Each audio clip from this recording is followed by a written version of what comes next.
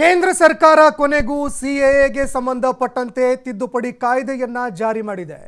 2019ರಲ್ಲಿ ಜಾರಿಯಾಗಿದ್ದಂತಹ ಪೌರತ್ವ ತಿದ್ದುಪಡಿ ಕಾಯ್ದೆ ಕೇಂದ್ರ ಸರ್ಕಾರ ಜಾರಿ ಮಾಡಿ ಅಧಿಕೃತವಾಗಿ ಇದಕ್ಕೆ ಸಂಬಂಧಪಟ್ಟಂತೆ ಅಧಿಸೂಚನೆ ಕೂಡ ಹೊರಡಿಸಿದೆ. ಪೌರತ್ವ ತಿದ್ದುಪಡಿ ಕಾಯ್ದೆಗೆ ಸಂಬಂಧಪಟ್ಟಂತೆ ಕೇಂದ್ರ ಸರ್ಕಾರ ಅಧಿಕೃತವಾಗಿ ಅಧಿಸೂಚನೆ ಹೊರಡಿಸಿದೆ. ಚುನಾವಣೆಗೂ ಮುನ್ನವೇ ಅಧಿಸೂಚನೆಯನ್ನ ಕೇಂದ್ರ ಸರ್ಕಾರ ಪ್ರಕಟ ಮಾಡುವಂತಹ ಕೆಲಸ ಮಾಡಿದೆ. ಅಫ್ಘಾನಿಸ್ತಾನ, ಪಾಕಿಸ್ತಾನ, ಬಾಂಗ್ಲಾದೇಶ ಮುಸ್ಲಿಮೇತರರಿಗೆ ಪೌರತ್ವವನ್ನು ನೀಡಲಾಗುತ್ತೆ. 2019ರಲ್ಲೇ ಈ ಒಂದು ಪೌರತ್ವ ತಿದ್ದುಪಡಿ ಕಾಯ್ದೆ ಅಂಗೀಕಾರ ಆಗಿತ್ತು. ಇದಕ್ಕೆ ಸಂಬಂಧಪಟ್ಟಂತೆ ದೇಶದಾದ್ಯಂತ ವಿವಿಧ ರೀತಿಯಲ್ಲಿ ಚರ್ಚೆ ಕೂಡ ಆಯಿತು. ಲೋಕಸಭೆಯಲ್ಲಿ ಇದಕ್ಕೆ ಸಂಬಂಧಪಟ್ಟಂತೆ ಚರ್ಚೆ ಮಾಡೋದಕ್ಕೆ ಅವಕಾಶ ಕೊಟ್ಟಿಲ್ಲ ಅಂತ ವಿರೋಧ ಪಕ್ಷಗಳು ಕೂಡ ಆಕ್ರೋಶ ಹೊರಹಾಕಿದ್ವು. ಇನ್ನು ಮತ್ತೊಂದೆಡೆಯಲ್ಲಿ ಅಸ್ಸಾಂನಲ್ಲೂ ಕೂಡ ಇದನ್ನ ಜಾರಿ ಮಾಡೋದಕ್ಕೆ ಅಂತ ಪ್ರಯೋಗಾತ್ಮಕವಾಗಿ ಜಾರಿ ಮಾಡೋದಕ್ಕೆ ತಯಾರಿ ಕೂಡ ನಡೀತು. ಅಸ್ಸಾಂನಲ್ಲಿ ಭಾರಿ ವಿರೋಧ ವ್ಯಕ್ತವಾಯಿತು. ಈಶಾನ್ಯ ರಾಜ್ಯಗಳೆಲ್ಲವೂ ಕೂಡ ವಿರೋಧವನ್ನು ವ್ಯಕ್ತಪಡಿಸಿದ್ವು. ಇನ್ನು ಸಿಎಎಗೆ ಸಂಬಂಧಪಟ್ಟಂತೆ ನಿರಂತರವಾಗಿ ಹೋರಾಟ ಕೂಡ ನಡೆದಿತ್ತು. ಕೇಂದ್ರ ಸರ್ಕಾರ ಕೂಡ ಕೈಬಿಟ್ಟಿತ್ತು. ಹೋರಾಟಗಳು ಹೆಚ್ಚಳವಾಗ್ತಾ ಇದ್ದಂತೆ ಕೇಂದ್ರ ಸರ್ಕಾರ ಕೂಡ ಇದನ್ನ ಕೈಬಿಟ್ಟಿತ್ತು. ಇದೀಗ ಕೇಂದ್ರ ಸರ್ಕಾರ ಇದಕ್ಕೆ ಸಂಬಂಧಪಟ್ಟಂತೆ ಅಧಿಕೃತವಾಗಿ ಅಧಿಸೂಚನೆ ಪ್ರಕಟ ಮಾಡಿದೆ. ಚುನಾವಣೆಗೂ ಮುಂಚೆ, ಲೋಕಸಭೆ ಚುನಾವಣೆಗೆ ಮುಂಚೆ ಒಂದು ಭಾರಿ ಮಾಸ್ಟರ್ ಸ್ಟ್ರೋಕ್ ಕೊಡುವಂತಹ ಕೆಲಸವನ್ನು ಕೇಂದ್ರ ಸರ್ಕಾರ ಮಾಡಿದೆ. ಇನ್ನು ಪಾಕಿಸ್ತಾನ, ಅದೇ ರೀತಿಯಾಗಿ ಅಫ್ಘಾನಿಸ್ತಾನ, ಬಾಂಗ್ಲಾದೇಶದಲ್ಲಿ ಇರುವಂತಹ ಮುಸ್ಲಿಮೇತರರಿಗೆ ಪೌರತ್ವ ನೀಡುವಂತಹ ಒಂದು ಕಾಯ್ದೆಯನ್ನು ಕೇಂದ್ರ ಸರ್ಕಾರ ಜಾರಿ ಮಾಡಿತ್ತು.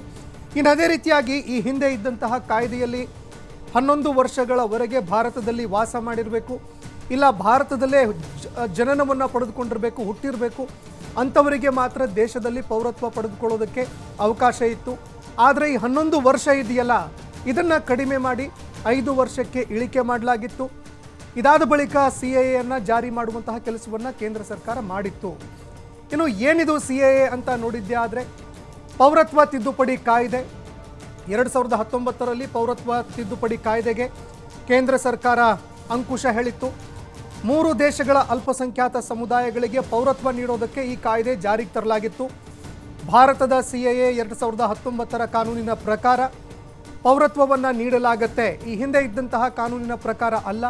ತಿದ್ದುಪಡಿ 2019ರಲ್ಲಿ ಆಯ್ತಲ್ಲ, ಇದರ ಪ್ರಕಾರವಾಗಿ ನೀಡ್ತಾ ಹೋಗಲಾಗತ್ತೆ. ಪಾಕಿಸ್ತಾನ, ಅಫ್ಘಾನಿಸ್ತಾನ, ಬಾಂಗ್ಲಾದೇಶ ಮುಸ್ಲಿಮೇತರರಿಗೆ ಪೌರತ್ವವನ್ನು ನೀಡಲಾಗತ್ತೆ. ಹಿಂದೂ, ಸಿಖ್, ಬೌದ್ಧ, ಜೈನ, ಪಾರ್ಸಿ, ಕ್ರಿಶ್ಚಿಯನ್ನರಿಗೆ ಪೌರತ್ವ ನೀಡಲಾಗತ್ತೆ. ಧರ್ಮದ ಆಧಾರದ ಮೇಲೆ ಯಾರ್ಯಾರು ಕಿರುಕುಳಕ್ಕೆ ಒಳಗಾಗಿದ್ದಾರೆ ಅಂಥವರು ಭಾರತಕ್ಕೆ ಶರಣಾಗಿ ಬಂದರೆ ಅವರಿಗೆ ಪೌರತ್ವವನ್ನು ನೀಡಲಾಗತ್ತೆ. ವರ್ಣ, ಲಿಂಗ, ಭಾಷೆ, ರಾಜಕೀಯವಾಗಿ ಕಿರುಕುಳಕ್ಕೊಳಗಾದವರಿಗೆ ಅವರಿಗೂ ಕೂಡ ಪೌರತ್ವ ನೀಡಲಾಗತ್ತೆ. ಮಾನವೀಯತೆ ಆಧಾರದ ಮೇಲೆ ಆಶ್ರಯ ಕಲ್ಪಿಸುವಂತಹ ಒಂದು ಪೌರತ್ವ ಕಾಯ್ದೆ ಇದು. ಭಾರತದ ಪ್ರಜೆಗಳನ್ನಾಗಿಸಿ ಮೂಲಭೂತ ಹಕ್ಕುಗಳನ್ನು ಕೂಡ ಒದಗಿಸುವಂತಹ ಕಾಯ್ದೆ ಜಾರಿಗೆ ತರಲಾಗಿತ್ತು. ಇನ್ನು ಈ ಹಿಂದೆ ಇದ್ದಂತಹ ಒಂದು ಕಾಯ್ದೆಯಲ್ಲಿ ಏನಿತ್ತು, ಆಗ 11 ವರ್ಷಗಳವರೆಗೆ ಭಾರತದಲ್ಲಿ ವಾಸ ಮಾಡಿರಬೇಕು. ಅಂದರೆ ಬೇರೆ ದೇಶದಿಂದ ಏನಾದರೂ ಭಾರತಕ್ಕೆ ಬಂದಿದ್ದೆ ಆದರೆ ಆ ಸಂದರ್ಭದಲ್ಲಿ 11 ವರ್ಷಗಳವರೆಗೆ ಅವರೇನಾದರೂ ಭಾರತದಲ್ಲಿ ವಾಸ ಮಾಡಿದರೆ ಅಂಥವರಿಗೆ ಪೌರತ್ವವನ್ನು ನೀಡುವಂತಹ ಒಂದು ಅವಕಾಶ ಇತ್ತು. ಅದೇ ರೀತಿಯಾಗಿ ಭಾರತದಲ್ಲಿ ಹುಟ್ಟಿದವರಿಗೆ ಮಾತ್ರ ಪೌರತ್ವದ ಅವಕಾಶ ಇತ್ತು. ಆದರೆ 2019ರಲ್ಲಿ ಆದಂತಹ ತಿದ್ದುಪಡಿ ಏನಿದೆ ಅದರಲ್ಲಿ 5 ವರ್ಷಗಳವರೆಗೆ ಅದನ್ನು ಇಳಿಕೆ ಮಾಡಲಾಗಿತ್ತು. 5 ವರ್ಷಗಳವರೆಗೆ ಭಾರತದಲ್ಲಿ ಯಾರ್ಯಾರು ವಾಸ ಮಾಡ್ತಾರೆ ಅಂಥವರಿಗೆ ಪೌರತ್ವ ನೀಡುವಂತಹ ಒಂದು ತಿದ್ದುಪಡಿ ತರಲಾಗಿದೆ.